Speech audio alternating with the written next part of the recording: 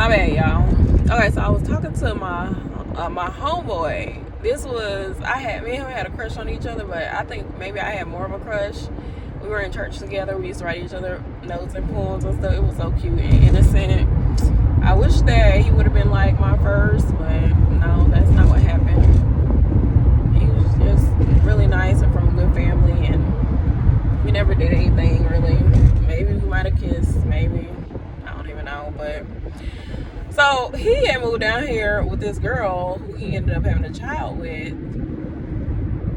and I don't think they had a child yet at this time, or I don't think so. I think she just had her two previous children with her. So he was here, and I was talking to him on the phone, and I was like, yeah, you need to hook me up with somebody or whatever, because hell, me and him ain't work out. We never had sex or nothing, so it was like, I mean, we were never intimate. I guess I should say for YouTube purposes, sorry.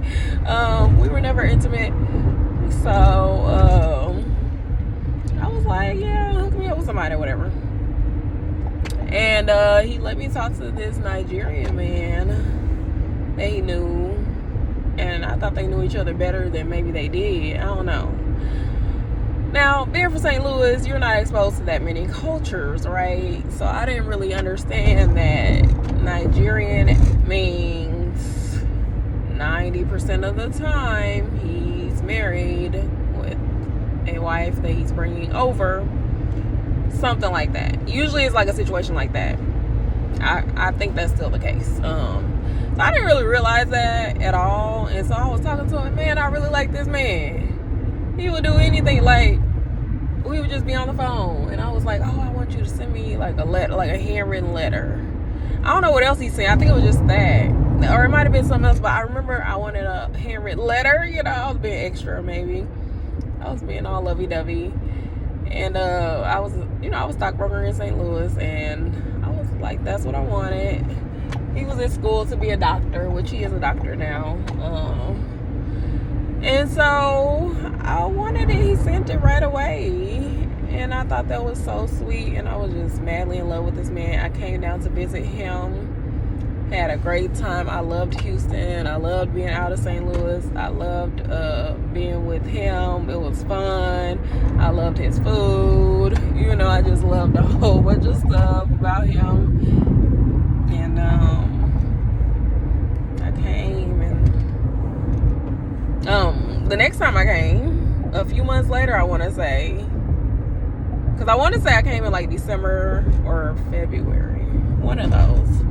And then when I came back, I remember I moved here on April 1st, 2013.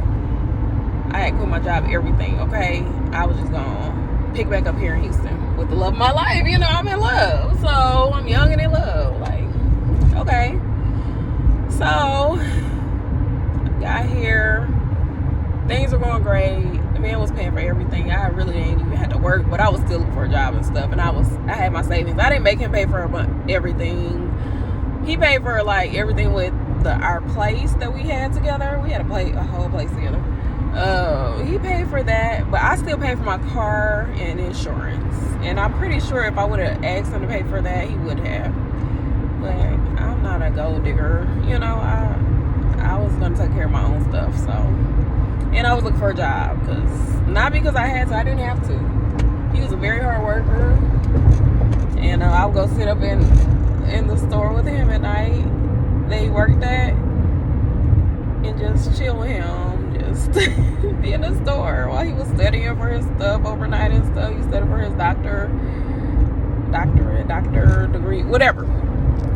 So yeah, I would just be up there for hours. And a couple months later, I found out about the wife. I want to say they were already married, and he was going to bring her. He assured me, like, I have to for my family, because our families know each other. And, you know, he was saying, like, oh, I'm not in love with the girl and stuff like that. But it was just turmoil from there. From there, it was like, wait a minute, you didn't tell me that you had a wife, or, like, you had to bring somebody over. You know, I done met his whole family, chilling with his family, talking to his family. And then next thing I know, he got some other girl. So I kind of blew up the situation and dipped. Because, I mean, you could have told me before I like uprooted my life. Like, I couldn't deal with it, and yeah, that's a loser story. There's another loser story, but he's a doctor. I lost out, I feel like, because even like if I would have had a child with him, I would have been in a much better situation than I am now than just like whoever, this random whatever. Yeah, another loser story, another way in which I lost. I feel I'll come back with more loser story times for y'all. I'm sure y'all have y'all own. Share in the comments. Maybe it'll make me feel a little better. Have y'all ever got tricked by a Nigerian man or woman?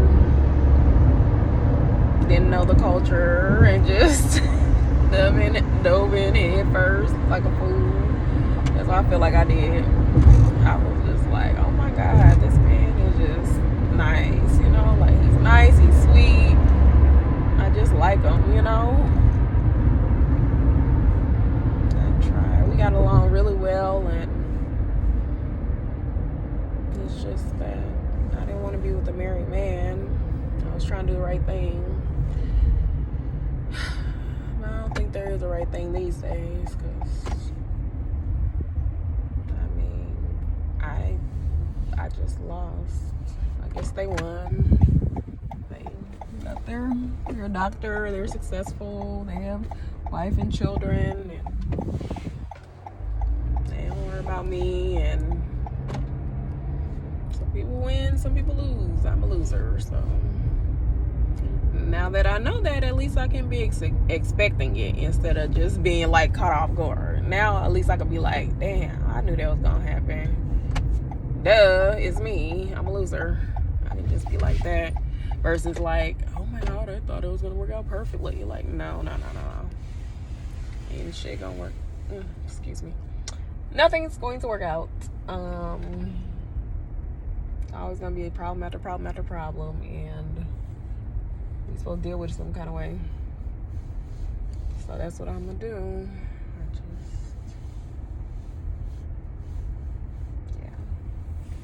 I'll tell y'all some more of my loser stories. I have plenty.